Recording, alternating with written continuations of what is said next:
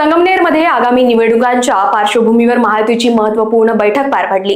माजी खासदार सुजय विखे आणि आमदार अमोल खताळ उपस्थित होते। सुजय विखेंनी थोरातांवर जोरदार हल्ला चढवत महायुतीची ताकद दाखवली।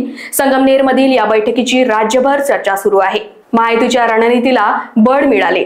सगळ्या कार्यकर्त्यांनी सुद्धा आपल्या महायुतीच्या समजून घेतलं पाहिजे।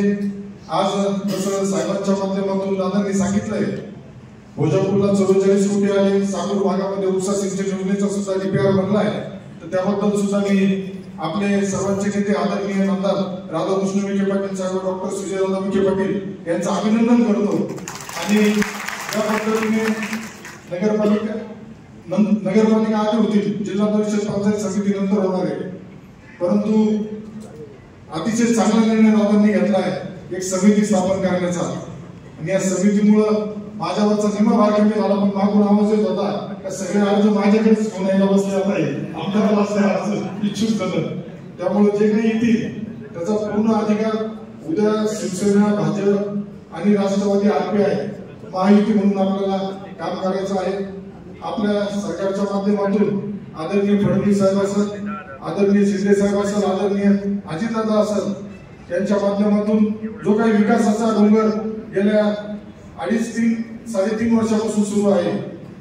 पहिला आपला 2.5 वर्षाच्या महायुती सरकारच्या कालावधीमध्ये सुद्धा लोकाभिमुख योजना भरपूर राबवण्यात आल्या आणि त्यावेळेस दादांच्या सूचनेनुसार आपण ज्या ज्या लाभार्थ्यांना लाभ दिला गेला होता त्या प्रत्येक लाभार्थ्यापर्यंत पोहोचून आपली भूमिका त्यांना स्पष्ट दाखवली होती, बोलून दाखवली होती की आम्ही विकासासाठी या निवडणुकीमध्ये लढत आहे।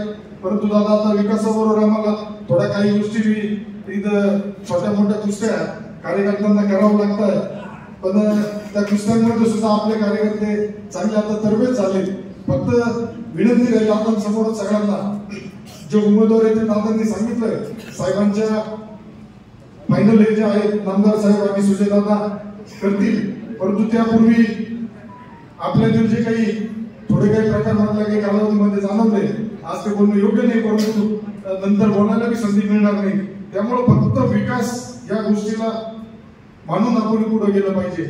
आज भोजापूरचं पाणी न उपयोगी बघितलेलं आज प्रत्येकाला गावामध्ये मिळाले, पाणी बंद करण्याचे अर्ज माझ्याकडे निळवट्याचं बंद करा, भोजापूरचं बंद करा असे अर्ज यायला लागले। परंतु जो विश्वास या संगमनेरच्या जनतेने आपल्यावर टाकला होता 1 वर्षापूर्वी, आणि त्या विश्वासाला सार्थ करण्याचं काम तुम्हाला आम्हाला सगळ्यांना करायचंय।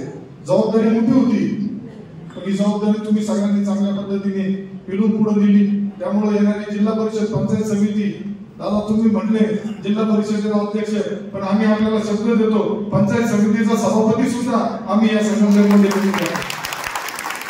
कारण आज जी परिस्थिती दादा, मागच्या जिल्हा परिषद पंचायत समितीला उमेदवार धरून आणायला लागत होते, आपल्याला उमेदवार बळच घोड्यावर बसवावा लागत होता। आणि आज अशी परिस्थिती की आज आपल्याला सांगायची वेळ आली आहे का जो उमेदवार जनतेमध्ये राहील, जनतेचे प्रश्न सोडवेल, ज्याची उमेदवारी वरतून जाहीर होईल, त्याच्या पाठीशी सगळ्यांना निश्चित आपल्याला उभं राहावं लागेल। लोकवाहिनी मीडिया, नागपूर।